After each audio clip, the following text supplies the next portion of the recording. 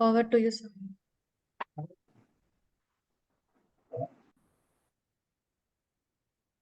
Great. Thank you for the introduction. Can we start? Yes, sir. Perfect. So thank you, Anna, for the introduction.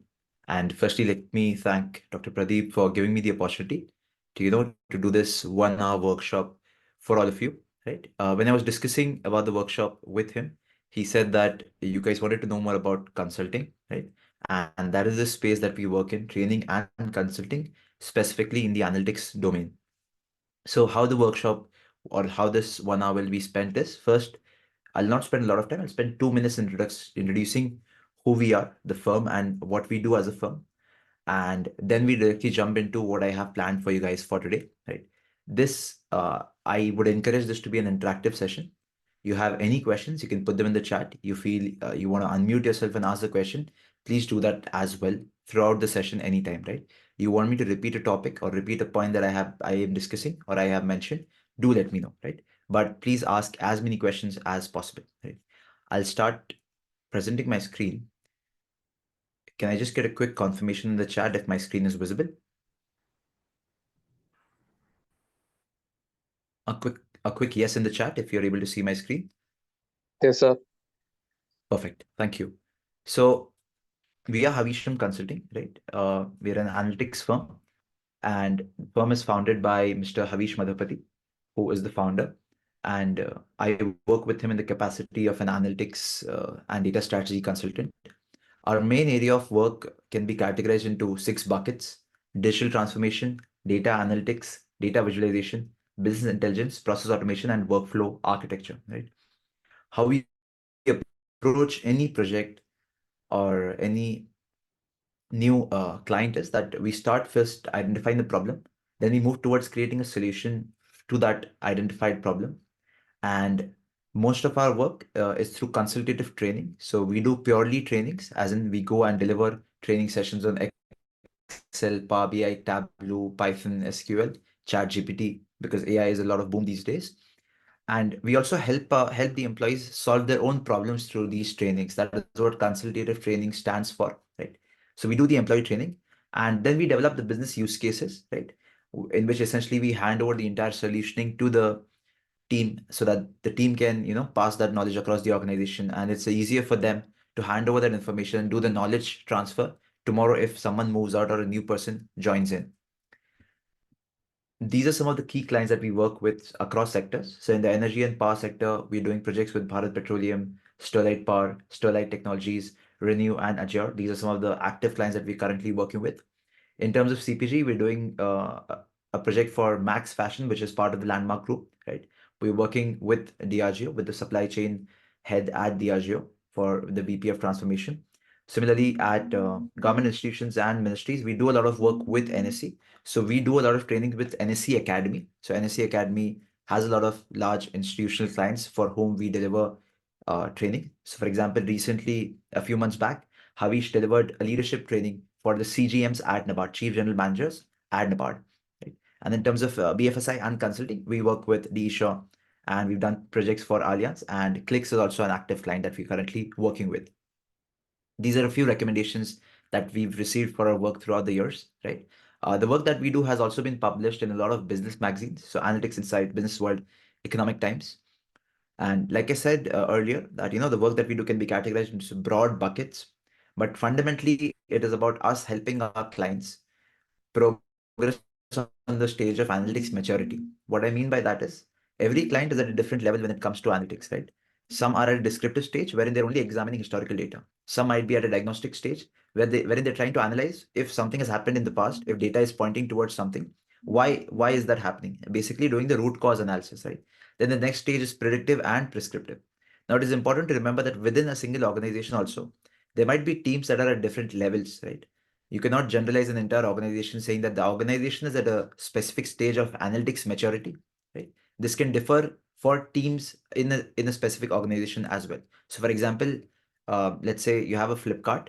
In Flipkart, you might have a supply chain team that is using predictive and prescriptive analytics, right, to estimate how many number of orders are going to come in, what is the manpower that is going to be required, right?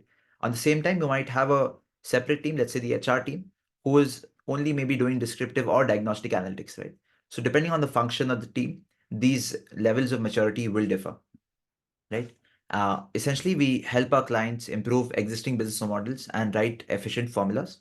We create complex, custom, and reusable formulas using Excel, Power Query, which is the M code, Power BI, Power Pivot, which is DAX, dynamic arrays, which are again in Excel, and VBA, which is the programming language in Excel, Visual Basic for application. Right.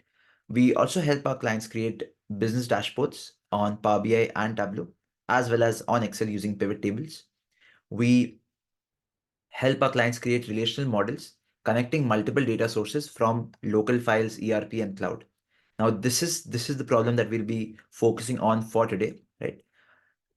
Which is connecting multiple data sources, consolidation of data, which is one of the main pain points that organizations face across the spectrum, right? And this is a custom user form. Like I mentioned, VBA earlier. This, if you look at the green ribbon at the background, this is on top of Excel, right? This form is running on top of Excel. This is completely customizable, and this is done through VBA, right?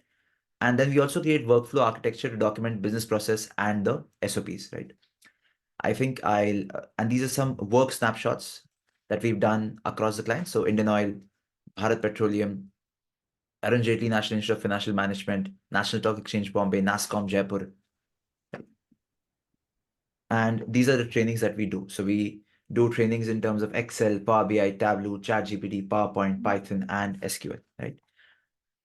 That's it for now. I think Anna has already given a brief and very detailed introduction about me. So I'll not go there, and I'll directly start with what I have planned for you guys today, right? But before that, I need you guys to answer a few questions for me, right? Very quickly, let me just put the link in the chat. Let me present my screen. Perfect. I want to understand how many of you have used a generative AI tool earlier, right? You can scan the QR code that you see on the screen to respond, or I'm putting the link in the chat. You can click on that link and go and respond as well. A simple yes and a no, so that it gives me an idea that out of the 50 odd participants that we have here today, how many of you have used a generative AI tool, maybe like ChatGPT, Google Gemini, Google Bard, right? You can scan the QR code from your mobile phones, or you can click on the link in the chat and it'll open a window for you to just vote on yes or no, right? Let's make the session as interactive as possible, right? I'll have a few more slides like these where I would want you to, respond so that I get an understanding of whether you guys are understanding or not. Great. We'll wait for 30 more seconds and then we proceed. Great. So 9 of you that have responded so far have used generative AI tool in some capacity. That's great to hear that.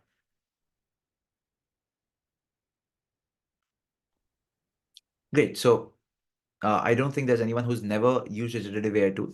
Now that ChatGPT has been there since November 2022, everyone has had some experience using it, right? Which is absolutely great.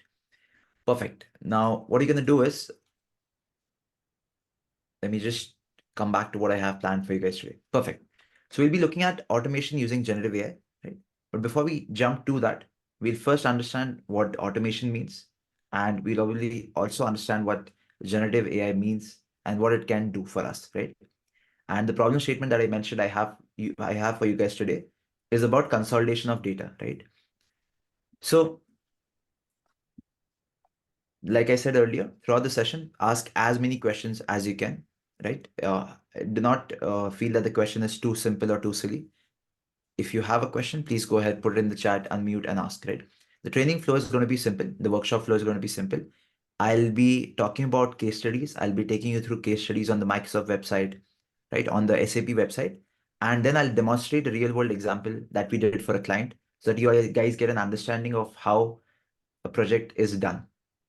Perfect. So automation is essentially nothing but minimizing human input in whatever process is being done, right? It can be in the terms of technology, programming, robotics, or processes, right? But the objective of automation is to reduce minimal human input. Now, there are different types of automation. You've got a basic automation, you've got a process automation, and intelligent automation, right? I'll be sharing this PowerPoint with you guys later after the session. So you can go to this link and you can have a look at what is available on the IBM website regarding automation. There are a lot of points that are available here, and you can read and enhance your knowledge from here, right? But just to give you an example, a basic automation would mean something as simple as automating the emails that a company sends for its marketing campaigns, right? So, for example, if you guys use Zepto, Blinkit, Swiggy, or Zomato, any of these food delivery or quick commerce platforms that deliver to you in 10 minutes, right? Or the food delivery platforms, they keep out sending emails to their entire customer base, right? Their entire customer base. And these email campaigns are targeted. Now, obviously, they're not sending it one by one, right? They're using some sort of automation. So for email automation, you have different tools like SurveyMonkey, right? Or you do it using some programming language within your local systems. A process automation would mean automating an entire process, right? Which we will be doing today. And when I say a process, it can be anything as simple as, for example, if let's say at your college, students submit the fees, and once this fees is submitted, an invoice is generated, and the invoice is sent to the students on email, right? Right now, maybe it's being done manually. A process automation example would be wherein you do some form of automation that once the payment hits the bank account, right, there is a trigger in the system, and that automatically generates the invoice for that person's name, for that student's name, and then that invoice is sent automatically to the registered email ID. That would be an example of process automation. Intelligent automation would involve a lot of things, right? Essentially, one example of intelligent automation is chatbots. And I'm sure you guys have used chatbots in some capacity on different websites, maybe on the e-commerce website that you go and order on, right? A generative AI tool like ChatGPT is also a chatbot, and that is also an example of intelligent automation. So it's been trained on vast amounts of data, right? And hence it is able to give us and generate content for us. Uh, Before we move ahead to what generative AI is, it is also important to understand what impact automation will have, right? So there's a McKinsey report, right, on the automation and the future of work, right? So that says that, technical automation, there is a potential that 50% of current work capacity across the globe at large organizations, right, will can be is automatable in some capacity. So that can also be categorized into different buckets. If I want to automate something, I can say that this is fully automatable, semi-automatable, or not automatable, right? There has to be buckets that you categorize these in, because no process can always be completely automated, right? Then, in terms of impact of adoption, by 2030, McKinsey says that work potential displaced by adoption. So at a fastest point by 2030, maximum workers at the global workforce level that'll be displaced by generative AI or by automation and AI is 800 million is what McKinsey is forecasting, right? And that would workforce that could need the change occupational category. So for example, automation has impacted your work, and you might have to switch to a different domain or a different function to work in. That number is 375 million. So again, whatever we see post generative AI coming in since 2022, which post chat GPT coming in specifically, there has been a lot of shift in the industry. There have been a lot of shift in the market forces. And obviously, all of this is going to have an impact. AI and automation, both of these will have an impact on the entire job market as well, right? So that's little information about that. Now, generative AI, also what we refer to as Gen AI, can simply is create original content for us, right? And emphasis on the word original content. It has been trained on vast amounts of data, right? So text, images, videos. Majorly, ChatGPT was trained on a lot of text, right? And now AI is able to produce images, text, videos, audio, software code in response to a user's prompt or request, right? Fairly simply put. So the conundrum is that all these AI companies, generative AI companies, are running out of data to train their models on. So what they're also doing is they're transcribing YouTube videos, they're transcripting YouTube videos, and then using that transcript to feed into generative AI, which is sort of becoming an ethical issue of whether that's the right thing to do or not because of copyright issues and infringement laws and all of that. But that's what's happening in recent news, right? Now, the problem statement that we'll be focusing on for today is consolidation of data, right? Can anyone tell me by reading the problem statement on the screen, what do you understand by this problem, right? What do you understand by consolidation of data? So when I say that the problem statement is consolidating scattered Excel files into a centralized repository to streamline data management and analysis, what do you think this means? You can put your responses in the chat, or you can unmute your answer. Why do you feel this is a problem? What this problem is? I understand not all of you might have work experience, but if you just take a minute or so and think about it, right? That why this might be a problem in the real world.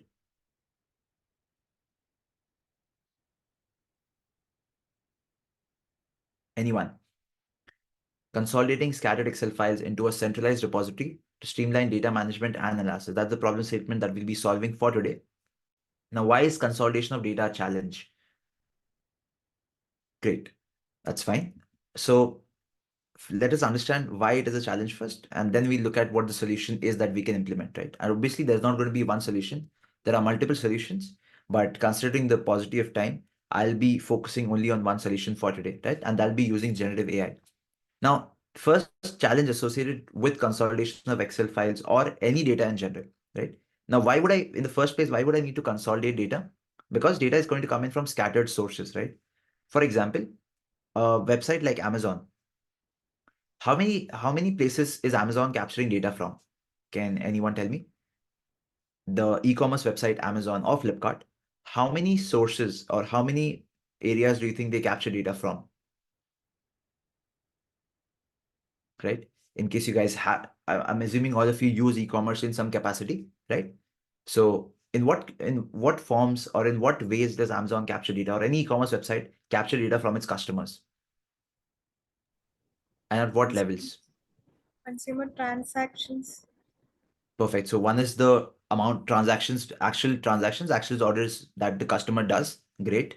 That's one. What else?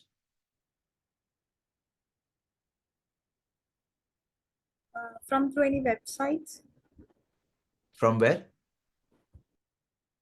Through websites and all. External websites, not so sure because everything is happening within the ecosystem. But like Abhishek mentioned, your earlier example response was correct. Like Abhishek mentioned, from searches, obviously, what search I put in, what keywords I put in, that is also being captured at the backend, right? What items I add to my cart and do not buy, right? That's why when you have some item lying in your cart for many days, you get an email that there's a discount on it, right? It's called cart abandonment. That is also something that these organizations, these e-commerce websites, basically the online platforms track, right? Similarly, so one important aspect of consolidation of data, right? Now, at a scale of Amazon or Meesho or Flipkart, these large organizations, from reviews as well. Uh, Before I go ahead, let me just show you a very cool thing in reviews. So let's say I go to Amazon.com, Amazon.in, and let me just go to any one of these products. Let me just go to a watch and Jim Fanumon. I'm sorry if I'm pronouncing your name incorrectly, but your example is quite nice from reviews. So on Amazon, if you come to the review section, I hope we'll be able to see it from here, right? So, okay. So on the review section at on the Amazon website, I'm looking for some watch by Cult Sport, I think, right? There's a 5-star rating, there's a 4-star rating, and there are multiple reviews that consumers have given, right? Some might have given Some might have given a 1-star, some might have given a 5-star, and they might have added photos, etc., etc., etc. Right? Do you see this text at the top? Now, what Amazon has indicated is that from all the reviews that consumers put for different products, they are able to generate an AI-generated text from customer reviews. So this summary that you see, this 3-line summary, customers like the quality, health features, appearance, and charging of the wearable computer. For example, they mention it's a true smartwatch, has all the features they need in a day-to-day life, and looks ultra premium. That said, some complain about the battery life and charging.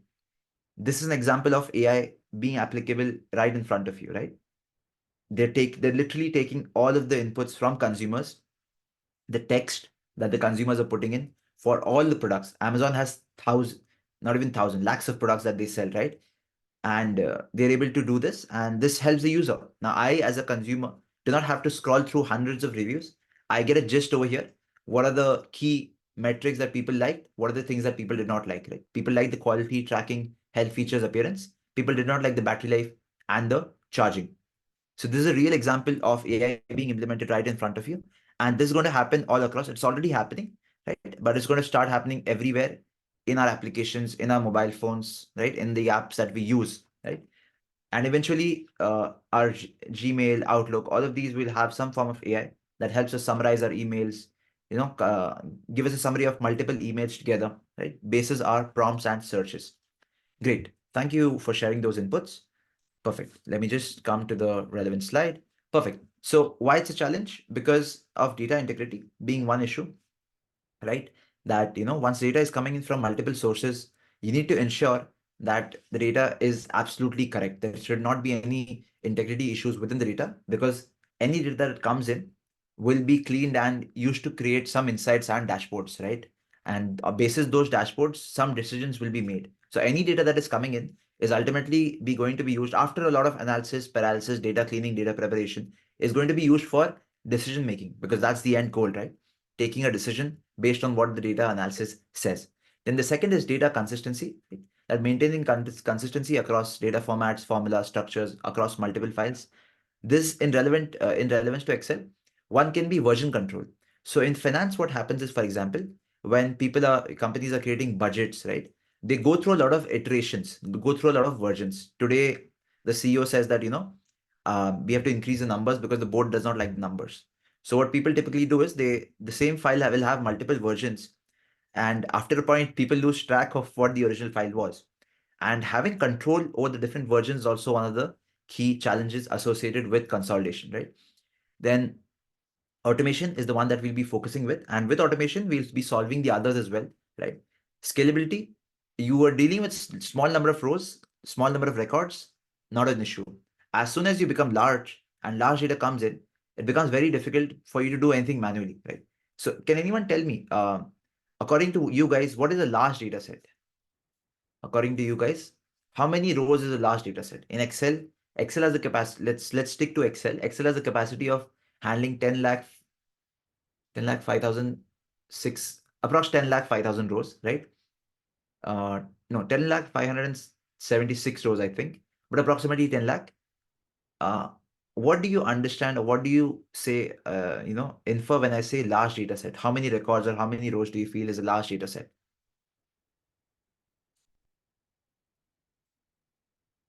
Anyone?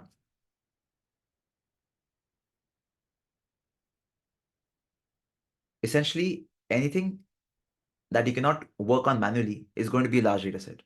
So for example, if I give you a data set with 500 rows, you yourself manually cannot do much on it, right?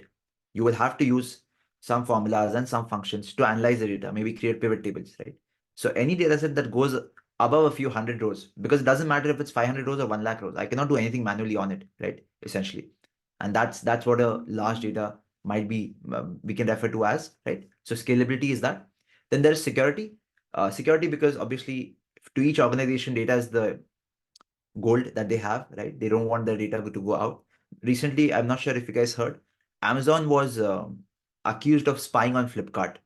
So Amazon created a different company by a different name, and that company had multiple vendors that would register on Flipkart's website and analyze and see how Flipkart is behaving when they push in their orders, and all of the data would be supplied back to Amazon, right? So Amazon has been accused of doing this in the past as well, and they did this recently as well, right? And the last is user accessibility, providing easy access to users who want to consume that data in the organization. Because ultimately, once data has been combined and consolidated, you want to give it to the right set of people who will then go ahead and work on it, analyze it, and then pass it on to the stakeholders who will make the key decisions, right? Perfect. Now, how do we solve this problem? Or what problem is consolidation of data solving? First is improving efficiency, right? When I automate this process of consolidating data from multiple Excel files, first is I eliminate redundancy. The repetitive task gets eliminated, right? There is enhanced data integrity, because now I can trust that, since everything is coming from a centralized source, right? All of that is going to be clean. It streamlines my analytics and reporting, because now that I have all the data consolidated into a single source, I can then pass it on to the right users for them to consume, right? Similarly, we have scalability, data security, cost saving, because streamlining any process, right, will eventually help you save man hours, and saving man hours eventually helps you save cost and additional resources. And better decision making is, like I said, the ultimate goal of why we want to do any sort of data analysis, right? Now, let's use generative AI to solve this problem, right? Let's use generative AI to solve this problem. But before we jump to that, let me just take you very quickly through a case study that is there on the Power BI website, right? Through a case study that is there on the Power BI website. So how many of you guys are aware of Power BI?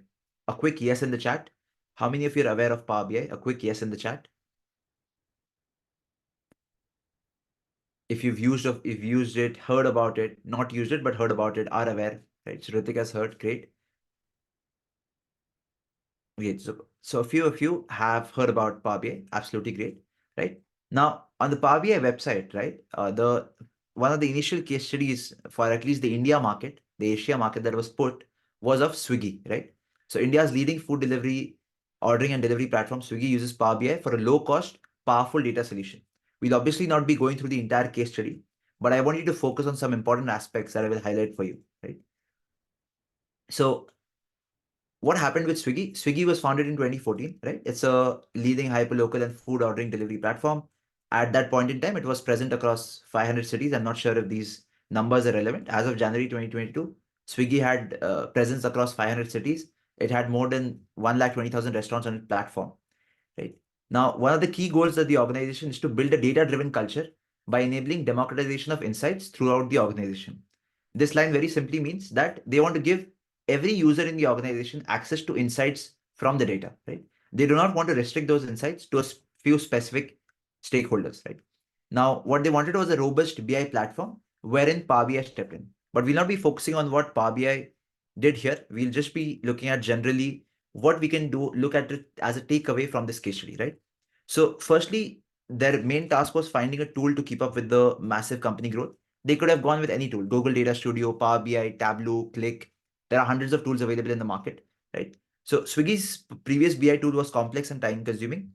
Daily refresh and dashboards were delayed by 50-60%. Can anyone tell me why is this a problem? If I have a dashboard and if the refresh is delayed due to data loading limitations, why is that a problem? I still have data coming in. It's coming in a little later, but I still have it coming in. For Swiggy, why is it imperative that Swiggy receives data in real time or as quickly as possible?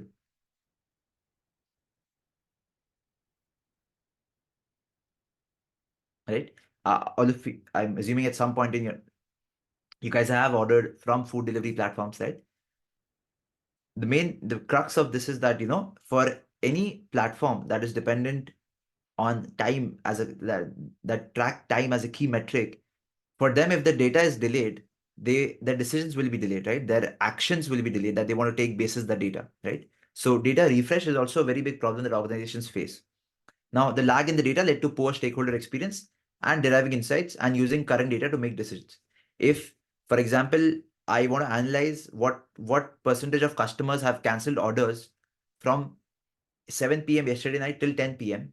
And if I don't get the data today morning, how will I analyze and take corrective measures to ensure that the cancellation rate comes down, or to push on more orders or push on more offers to those specific set of customers who cancel that order, right? Everything it's like a domino effect. If my data is not captured correctly, everything falls apart. If my data is captured correctly, but I don't receive it in time, again, everything falls apart. Everything gets delayed in that domino effect. Similarly, over the years, Swiggy continued to see remarkable growth, right? And eventually they had very large data sets, right? They had very large data coming in. You can just imagine 500 cities, millions of users, and 120,000 restaurants. The data is quite vast, right? Now they wanted to develop a strong data pipeline. What this means essentially is that, let me just zoom into this picture. 1 second. I want to spend a minute on this, right? Then we look at the dashboards that they created. Great. So in terms of connectivity and data sources, Swiggy was getting their data from cloud and on-premise sources. Cloud means the data was directly being from their applications, directly being sent to cloud where the data was stored, like an Amazon AWS, Amazon Web Services, right? Or a Microsoft Azure database, or a Snowflake or a PrestoDB, MySQL. And they also had Excel files that they were pushing into their as their data source. So they had both cloud and on-premise data sources, right? After that, what they were essentially doing is aggregating. This is the dashboard development layer, where once you have all the data sources, you want to aggregate all the data, right? Break it into measures and dimensions. Measures is nothing but your numbers, right? Your metrics. Dimensions would be your textual data, right? Like your city, geography, customer name, customer ID. Measures would be your sales, average order value, the cost of cost of the items that the restaurants have listed on the website, right? And then eventually building the dashboards, right? Then there's an optimization layer, which is enhancing the performance of the dashboard so that when data comes in, the dashboard does not take a lot of time to refresh, right? Data is available quickly, visible quickly. And the end layer is making the data available to the end users, making the data available to the end users, right? Now, using data in Power BI to make business decisions, once it had all these things figured out, once they had everything eventually in Power BI, now what are some of the questions that Power BI reports help answer? What are the number of orders in the last hour? Now, this is telling you exactly what Swiggy tracks as key metrics, or what does Swiggy as an organization look at, right? Some questions, not all of them. Which cities are performing better week over week? Again, a very important metric tracked in business, year over year, week over week, month over month.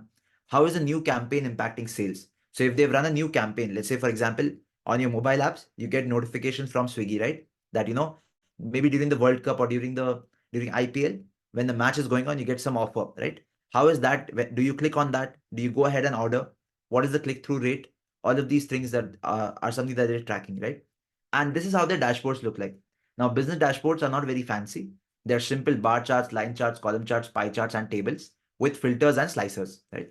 Because as a consumer of this data, I don't want to see a very complex visualization. I want to see simple visualizations that help me understand and absorb data quickly, right? And the other dashboard that they had was again this. Again, these are multiple slicers. So I can choose a city, I can choose a restaurant category, restaurant area category. And this is a simple line chart, line chart along with a column chart, a combo essentially that you can create in Excel as well, right? So this is the case study that I wanted to show you, that how does this journey look like for any organization, right? Once you have data that is coming in, when you're small, it's absolutely fine. But when you grow larger and the data becomes large, then in that case, how do you do this consolidation, right? Now we were working on this. This is the other dashboard that they're doing, that they use, right? Obviously, the numbers are not the original ones, but this is how the dashboard was designed and looked like. So on the left, they had key metrics. And like you can see, no complex visualization, a simple tree map, a column chart, a stacked column chart, a line chart, and some slicers, right? KPIs are very important. Showing key metrics is fairly important for any dashboard, right? I had a few more case studies that I wanted to run you through, but I'll give the links to those separately. You guys can go through them. Right now, let's come to the problem statement. So I have data for 3 years in 3 separate Excel files, right? Now, obviously, this might look like a very simplified problem because I have simplified this for you for the purpose of today's workshop, right? But let me ask you guys a question. If I ask you to consolidate these 3 files, how are you going to do it? If I say put the data from these 3 files into a single file, how are you going to do it? Anyone? Would appreciate if you guys, respond, right? You can put it in the chat if you don't want to unmute, right?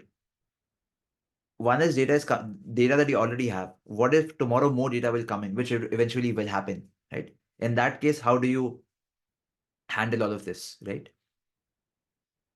So there are multiple ways you can do this, right? I'll be showing you how you can use ChatGPT to write code, how you can use ChatGPT to write code and essentially do the consolidation, right? So in Excel, there is something called as VBA. So I'm going to say that I'm going to create a very detailed, not a very detailed prompt, but very specific prompt. I'm going to tell ChatGPT, and ChatGPT is going to write the entire code for me, and it's going to work in one single click. I'm going to ask ChatGPT that, this is my folder path. This is my folder path. Combine the Excel files .xlsx. I'm also mentioning the file format because when I want to combine data, remember when you want to combine data, the file format has to be same, right? Because once it comes in into a single repository, the file format of those or the data extracted data or the file format has to be same for the consolidation or for the combining to happen, right? I'm going to say that this is my folder path. Why am I giving the folder path? Because that is where the 3 Excel files are located. Save the appended data from the Excel. Append means adding more data, adding more rows. Append essentially means when I say append 2 files, I say adding more rows to the existing file from the folder into a new Excel combined data dot xlsx, right? I'm going to specify what the new Excel file name should be, right? Now, it's going to write the entire code. I specified VBA, which is Visual Basic for Application, at the very beginning. That is why it is giving me a VBA code, right? And what it does is, while it is generating the code for me, it also does the commenting, right? It tells me in each part of the code what it is doing basically, so that I, as a user who is also not very familiar with programming, who's also not very familiar with programming, will get a good sense of what is happening in the code. What is happening in the code? It's written the code for me. Very quickly, after I paste the code, I'll give you guys a rundown of what the code is doing. But if you look at the bottom, it says that make sure to run this code from an Excel workbook. Press Alt. It gives you the instructions of how you have to run this code as well, right? It is saying that you have to ensure that the folder path exists, that there are only Excel files in the folder that you want to combine. Remember, file format. There is enough memory to handle all the data being copied in the combined workbook, right? So for example, if I want to combine Excel files or CSV files can store more than 10 lakh rows, but you can't open them in an Excel. But if I load them in Power BI, I'll be able to load more than 10 lakh rows directly, right? So you have to ensure that the data that is being captured or data that is being combined can be fit inside a single Excel in terms of memory and space, right? And you have saved any open work in any of the open workbooks because the code will close them without saving. What I'm going to do is I'm going to open a new Excel file and I'm going to scroll up and we'll copy this code, right? We'll copy this code. I'll explain what is happening here as well. Once the Excel file opens, let me open a blank Excel workbook, right? So I have a folder with 3 Excel files. We'll close that for now. Now I want to use or write this code inside Excel. I can go to developer. I can go to the developer tab at the top, right? And I can go to Visual Basic. I can go to Visual Basic. In case you guys don't see this tab in your Excel, you can simply go to Files, Options, and in the custom ribbon, customize ribbon, you can just check for the developer. It might be unticked in yours by default. This is going to be unticked. You'll have to check it for you to have that tab available, right? Once I'm in the developer tab, all I'm going to do is I'm going to click on Visual Basic. When I do that, it is going to open a new window for me, which is the Microsoft Visual Basic for application, right? Now, again, this automation we are doing using VBA. I could have done it using Python. I could have done it using Power Query, which is the M code, right? I could have done it using some other language. Remember, the solution is important. What tool you use to achieve the solution will also be important in a lot of cases, but then you evaluate, right? Which tool is going to be much faster, which tool is going to be slower, which is going to be a faster performance and a slower performance, right? Now, very simply, what I'm going to do is I'm going to go to insert at the top and I'm going to add a module because a module is where I will paste my code, right? I'll paste my code here, right? And to give you guys a quick rundown of what the code is doing, it is first, all of these are variables, right? All of these are variables. It's saying that the folder path should be a string. The combined workbook will be, the type will be a workbook. The current workbook will be a workbook. Current worksheet, because it is going to open the Excel and go into the worksheet. So inside a workbook, I have sheet 1, sheet 2, sheet 3. That's a worksheet, right? That's how it is giving variable names. And then I'm saying that, define the folder path, set a combined workbook, create a new workbook to store the combined data, get a list of all Excel files in the folder. It is going to get a list of all the Excel files in the folder. Then it is looping through each file. So it is going to open each file one by one, and you will see that happening on the screen, right? And it is going to check if the file name is an Excel file. Like I said, the file format, you have to specify that. Then it'll open the Excel file, then loop through each worksheet in the current workbook. Whatever file it has opened, it'll go. It will look at the sheet where the data is present. It will copy the data, right? And it'll paste it in a new workbook, right? This part is copying and pasting the data. And then it's going to go to the next worksheet and then close the current workbook. This it will do until it has gone through all the files. So today, right now I have 3. Even if I had 100 files, this would have done for 100 files as well, right? End if next file, right? So it's a loop. It's a conditional statement. That is, it's a loop essentially, right? It's a conditional loop statement where it is opening the file, going to the sheet, copying the data, putting into the new file, closing the file, and doing that again. Then it is saving the combined data to a new Excel file and is closing the combined workbook, right? It is closing the combined workbook. Now what I can simply do is I can close my VBA editor. I can click on the macros button here and I can just run this code, right?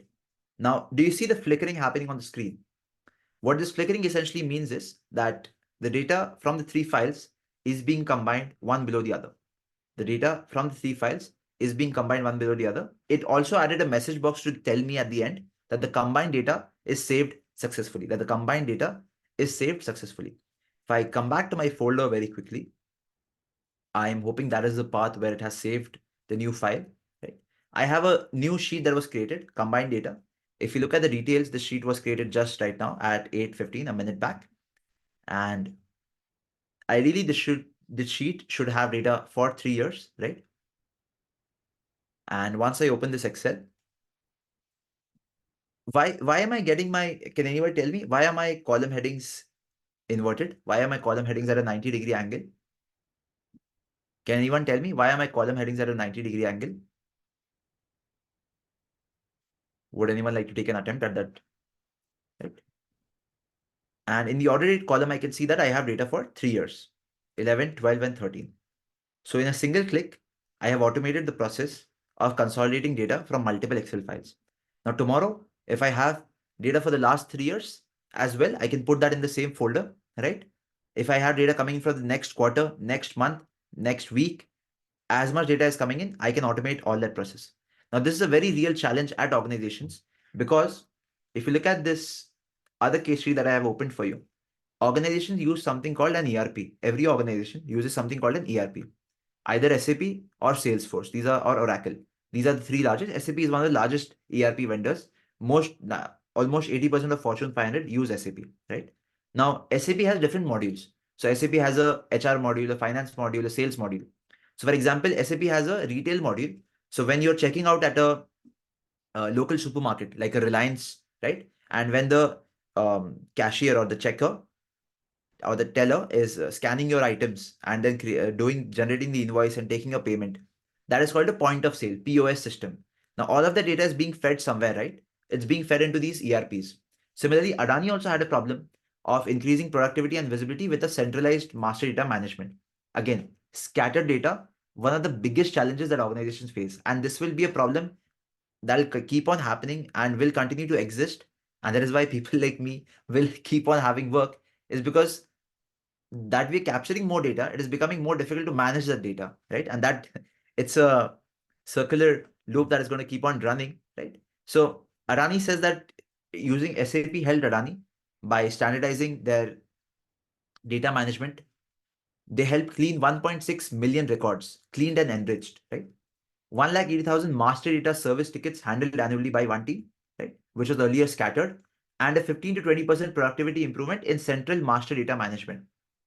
What they mean by central master data management is the single repository where all the data was coming in for Adani, right? For Adani. So they used SAP S4 HANA, which is an SAP product, right? Again, the tool is not going to be important, right? Right now, don't focus on the tool. There is an SAP, there is Python, there is Power Query. The tool can be anything. I showed you something that is native to Excel, that has existed in Excel for 30 years, which is VBA, right? That has existed in Excel for 30 years, which is VBA, right? I showed you how to generate that code using ChatGPT, right? And obviously, the example that I took was fairly simple. We could have, but if you look at the output generated, it's not absolutely correct. So, for example, some of my files had their column headings inverted at 90-degree angle. I should have specified, that some files or all the column headings should be in the correct format, right? If my column are in different orders, I will have to specify that as well, right? So all of this, when you're working with ChatGPT, with generative AI, and you're trying to get a solution, you have to be very explicit. You have to specify the exact output that you're looking for. If you do not give it all the inputs, then your output or whatever it generates for you is not going to be absolutely correct, right? Coming back to Adani, so the essential challenge was that supporting regular data validation and enrichment across 9 ERPs. Now, Adani is quite a large organization, right? Adani Group is quite large. They have multiple businesses, multiple conglomerates. So they have energy generation, ports, logistic, airport operation. So Adani Group improves the lives of many Indians every day. It's the India's largest port operator and one of the largest renewable energy companies in the world, right? They decided to modernize their infrastructure and give each business its own dedicated ERP platform. So the energy business will have one, the ports business will have one, right? Now, this effort resulted in incompatible environment for enterprise-wide master data governance. What this essentially means is now that they had 9 different tools for 9 different business units, there was no consolidation essentially. So they decided to give everyone a separate ERP tool, which is fine. But they did not think a step ahead of how do you consolidate all this data that's going to come in? Because at a group level, how do you consolidate this data from individual business units or business organizations? So harmonizing and enriching the master data was a solution, right? So they carved out a single ERP system into 9 instances. So they used SAP HANA for that. They called the project One Data Project. Basically, again, consolidation, right? Why I'm showing you this case study again? Because for you, if you've not worked in the real world, my example might feel very simple, right? But that example is a very real world problem that we help clients solve again and again and again and again, right? In our deck also, we have multiple customer stories, but I wanted to show you something from the Microsoft website, from the SAP website, so that you guys also have a confidence that what you just saw is not a very simple problem, right? It is very complex. It is very time consuming. It is a headache for organizations. And if our organizations are able to solve it, they save a lot of time and money, which are the two most important things for organizations, right? And once they were able to implement the solution using the SAP product, they essentially the result was that they enabled a common master data governance practice and process. Essentially, they were able to verify that all the data that is coming in, data governance means checking if all the data is correct or not, just verifying if all the data is correct or not, right? And then the future plans. Now, again, with a project like this, first you identify the problem, you identify the challenge, you give a solution. But after you give the solution and it is implemented, you also have to tell the client what is going to be the next step for you. You're not doing it right now, but few years down the line, when you reach a certain stage in terms of data being captured, you will have to do this. So you have to be aware. So whatever you're doing right now has to be in line so that tomorrow, if a new process has to be implemented, you don't have to start from scratch. And that is very important, right? Projects are not going to be on their own individual. Some of them will be, some of them will be having, you have to take a look at them at a longer time span. Right now, the solution works. Tomorrow, what happens if there is more data coming in?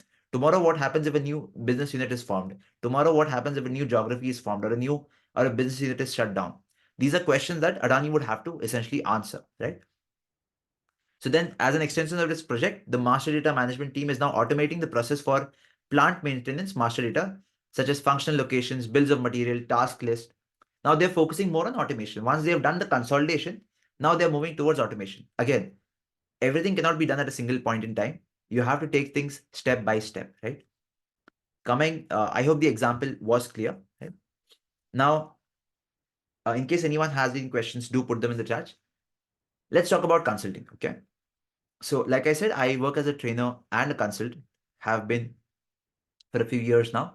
And what do you need to do, or what habits, or what are the things that you need to develop or focus on if you want to go into the area of consulting, right? So, for example, for me, if I have to share my experiences, these are the points that I wanted to talk about, right? So I don't want to copy anything from the internet. I wanted to share raw experiences that I've had. Having a client-centric mindset is very important.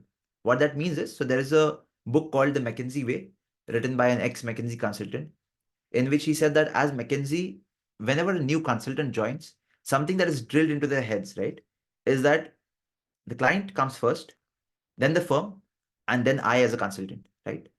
So the client first, the firm second, and then I as a consultant, right? So having a client-centric mindset is always going to be important if you're going to be working in consulting in any capacity, because you are there to help your client, whatever it takes. You are there, if, irrespective of whether the client agrees with your solution or not. You are there to help them. You are there to solve their problem, right? That is the first thing that you need to ensure. Second is curiosity and questioning. You will not be able to become a good consultant, right? And this is a habit that you have to develop from now onwards itself. When I say client-centric mindset, how will you develop it right now?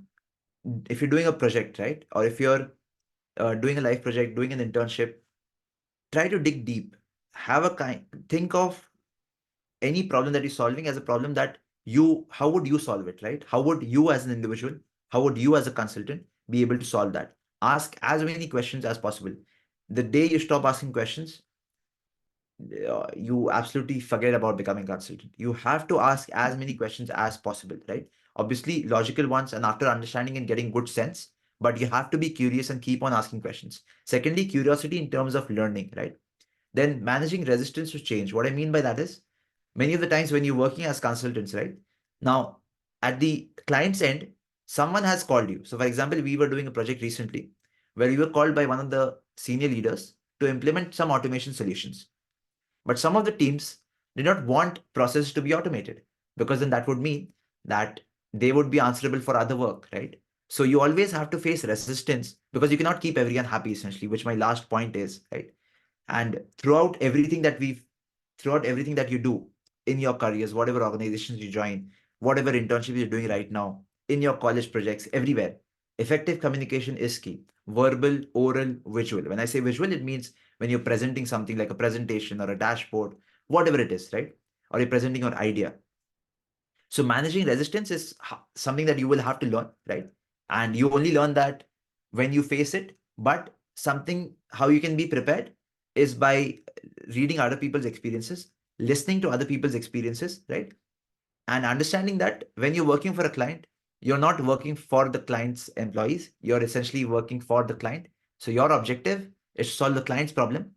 It doesn't matter if a few teams are upset or if a few teams do not like your solution.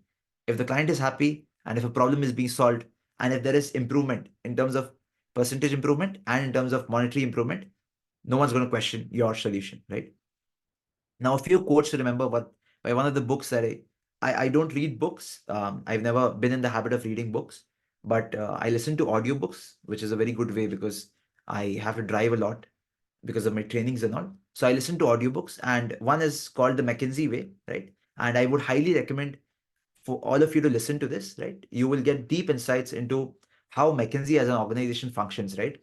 So you, like I said, curiosity. Why? So Ethan says that why is something done this way? Is this the best way it can be done? You have to be fundamentally skeptical about everything. You cannot just take anything on face value. If a client says we've been doing, this is how we do the work, right? If the invoice has to be processed, this is how we process the invoice, right? You have to question literally everything if it even looks right on face value. You dig deep, you do your hypothesis, you build your hypothesis, you come to a conclusion, and then you say that now I am satisfied with the response that I've got, right? And the second quote that I want you to remember is that whatever you're doing, chances are someone somewhere has done something similar, right? Whatever problem you're trying to solve, right? Someone somewhere has, and it might feel funny, right? Something has done something similar. Learn from others' success and mistakes. Leverage your valuable time and don't reinvent the wheel. This is very important. Don't always think that I have to do something original. I have to do something original. That's great. If you're able to come up with original ideas, that's absolutely great. But as a consultant, you are not there to think of original ideas. You're there to solve a problem. And if you're able to find a solution that was already implemented somewhere, you just pick it up and put it, place it where you want to do it, right? You will not say that since someone has done it, I cannot use that, right? At McKinsey, they teach this. They teach that leverage your valuable time and don't reinvent the wheel. Very fundamental, very important for you to remember if you want to develop that consulting mindset, right? Now, how do you keep yourself updated? Now, you might have questions that, how do I know what is happening in the industry? How do I get to know this? Like, for example, I suggested that you read a book, right? That's fine. You read a book or you listen to the audiobook on Audible, whatever is comfortable to you, right? But you have to keep on doing these things. Apart from that, very good podcast that I can recommend is by one by IBM, the other by McKinsey, and the other by BCG. There are a lot more. I've put the link over here as well on the right hand side, right? There are a lot more that you can read and refer to, right? But essentially, these podcasts are what will give you a depth of knowledge that you will not get anywhere else. You will not find this on an article. These are real, raw business conversations with business leaders, different functions, different industries. Not everything has to do with technology. But again, as a consultant, you have to be aware of everything that is happening in your surroundings. You do not have to be an expert in everything, remember. So, I'm not sure how many of you have heard of Naval Ravikant. He's an entrepreneur and a millionaire from the US. He has developed several technology companies over the years, right? Now, there's a book called The Almanac of Naval Ravikant. Again, a very solid recommendation. The Almanac of Naval Ravikant. I'll share it once I send the email along with the PPT.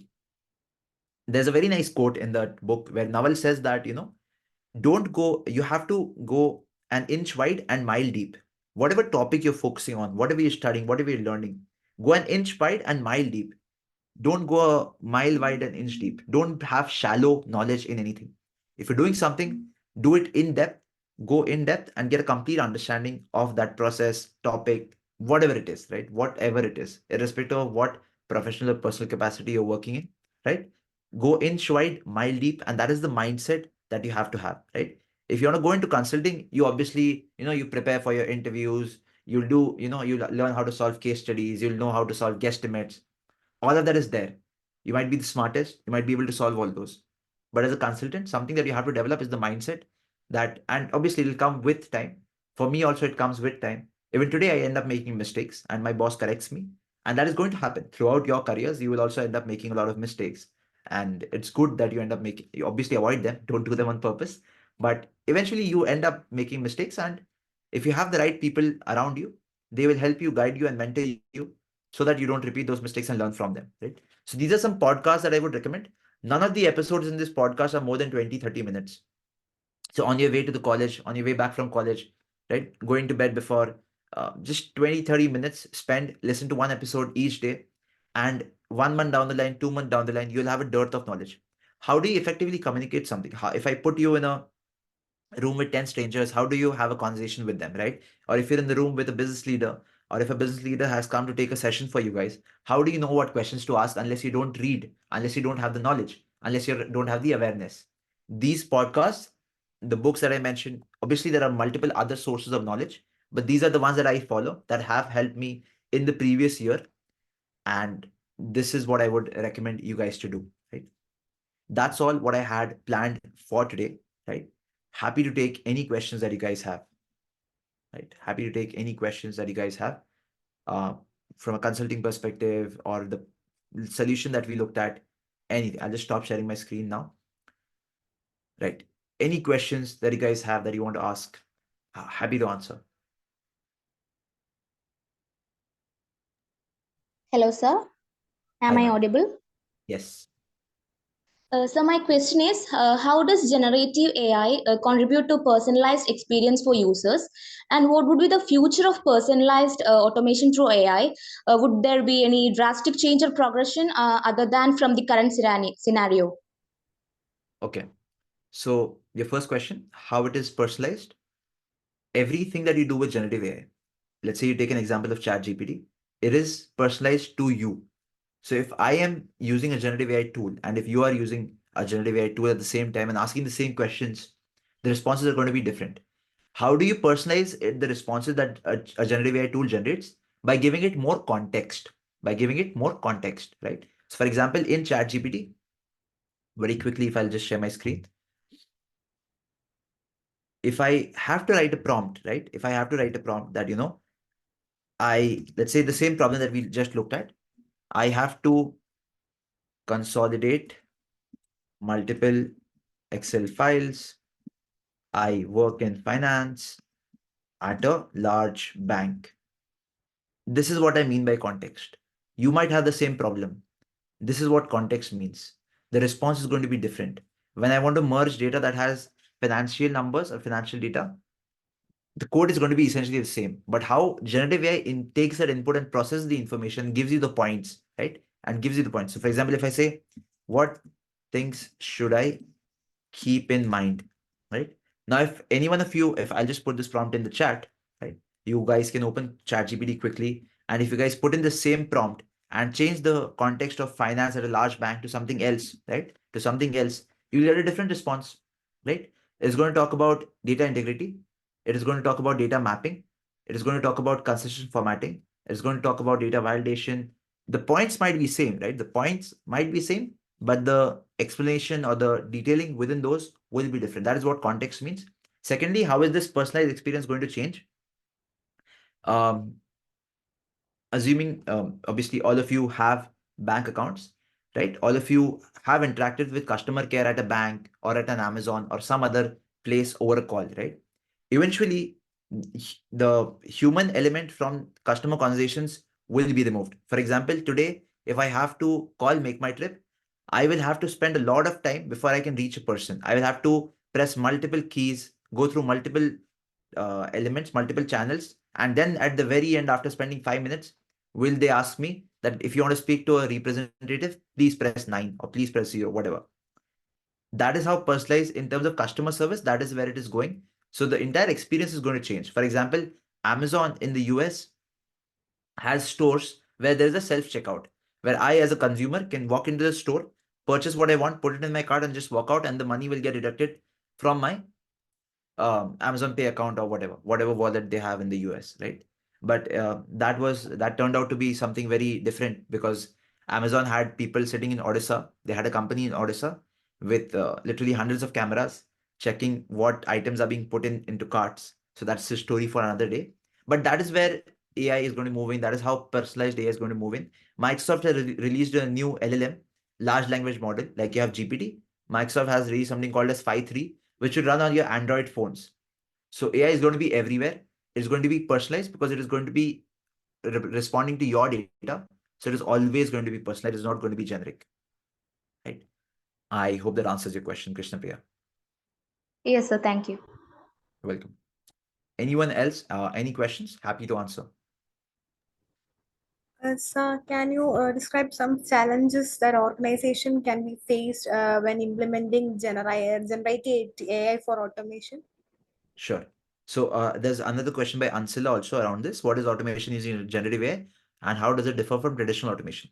Now, to answer both of your questions, firstly, how it differs from traditional automation is that the example that we did, does any one of you know how to write a VBA code? No, right? I'm assuming no, right? But you were able to generate the code. You were able to see how it is implemented. And if I guide you towards a YouTube video, you will be able to do it on your own without having to write a single line of code. These are called low code, no code automations, right? These are different from traditional automations because now generative AI enables these solutions and makes them happen in real time. I can get a very complex code, and I have done entire projects, right? And everyone does it. You cannot, no programmer remembers everything, right? No one writes any code from scratch. Earlier, you should go to the internet, you go to Google, try to find snippets, or you take snippets from your earlier projects or earlier codes, right? Now you use generative AI to complete your codes or write your programs. So that is how it differs from traditional AI, because even without you having complete knowledge of what you want, you just have to be able to describe your problem and you get a solution. In terms of challenges, if you're not able to describe your problem correctly, your solution is not going to be correct. The biggest challenge is articulating the problem, right? Once you're able to articulate the problem, then you'll get a correct response. If you're not able to articulate the problem correctly, provide all the inputs correctly, then your responses are not going to be correct, irrespective of what tool or what technology you use. If you're not able to articulate the problem statement correctly, break it down into different parts, ask for what you want. With ChatGPT trainings that I do, like I was at the Cochin International Airport Authority, I was doing a training for their business leadership team, 15 people. I told them, you type into as a prompt whatever you want as an output. You do not leave any ambiguity. You do not leave anything to assumption that maybe ChatGPT will assume. It will not assume anything. It will only take as an input what you give it. It will only take that information what you feed it. It will not assume anything, and will not. You should not leave any ambiguity in that sense. I hope I answered your questions, Ansela and Yeah. BMC. Yes, sir. Thank you. Yeah.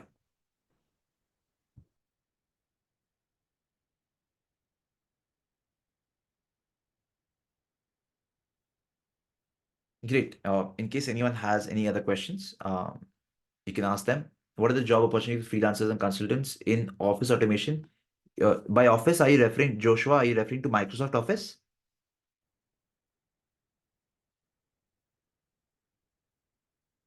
Oh, okay. So very quickly, I hope I'm not taking a lot of time. Let me just very quickly share my screen. Microsoft Office has something called okay, my subscription got over, I think. So it has something called Copilot that has come in now, right? And Copilot is the AI that Microsoft has across all its products, right? So for a freelancer or a consultant, first and most important, you understand how these technologies work and you become very good at it. Today, if I'm able to teach other people how to use generative AI, it's because I've spent hours and hours learning and understanding how it works.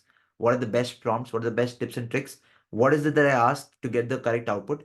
If I give you a problem statement right now, or if I ask you to write that exact code that I did in one prompt, it'll take you at least 4 prompts to do it. I was able to do it in a single prompt, right? So mastering the art of working with generative AI is what will create more opportunities for you, because that is something that people will not invest in. as a working professional, I am already occupied with a lot of work. Why would I want to invest in another learning a tool where I am not able to see the results of my learning, right? I'm not able to see real time results or impact being generated.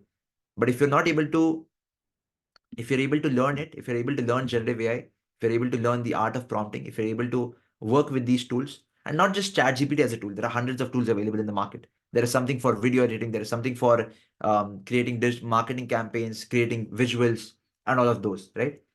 You have to have an awareness first of what all is available in the market, and then you have to decide what is the area that you want to go into, right? And I think mastering these tools and keep on working, there is nothing called as mastering. Essentially, you have to keep on working with them, because something or the other is going to come in every day. Every 2 days in the morning, I open the news and there is something new that has happened. Some company has done something, some company has released a new AI model, some company has released a faster AI model. So something or the other is going to keep on happening, and everything that happens within the office products is also tremendously improving. So firstly, your understanding and your skill set in the office products, and your understanding of and skill set of working with generative AI. But thirdly, if you want to work as a consultant or a freelancer, you have to understand business, because having the technical skills and not understanding a business is not going to be of any use. These go hand in hand, because you have to complement your technical knowledge by understanding the business problem, because the business user will not be able to understand your technical language. So you have to be the bridge. A consultant has to be the bridge, right? And you have to articulate and translate that complex business problem to the technical team, and vice versa, from the technical challenge to the business user.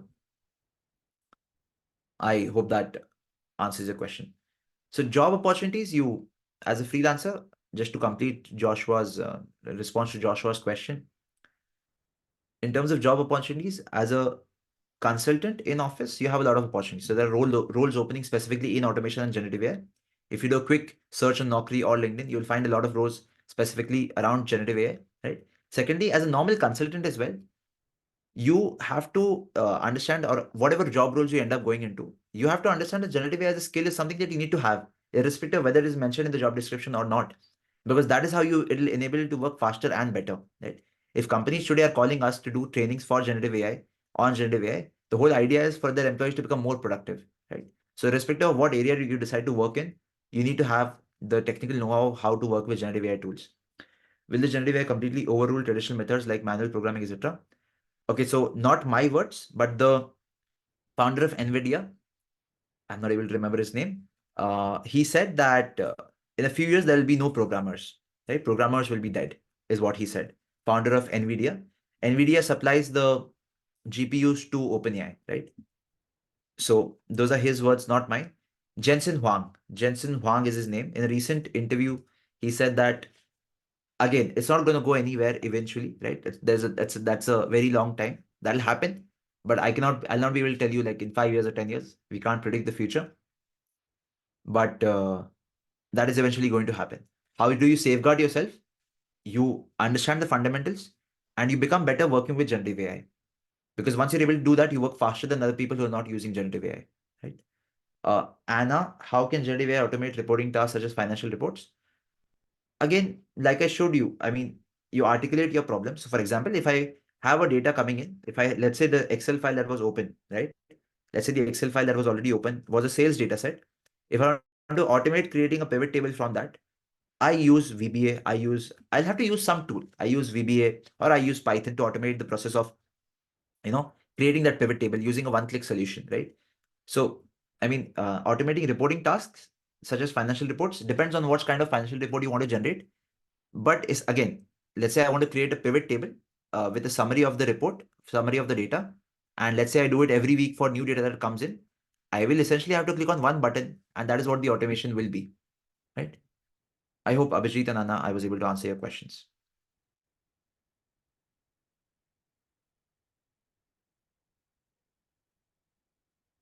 Great. Dr. Ninu, Dr. Pradeep. Hi, sir. Yeah. Shall we wind up, sir? Sure. If the students have no more questions, we can wind up. Or if they have, you can, send them across to me.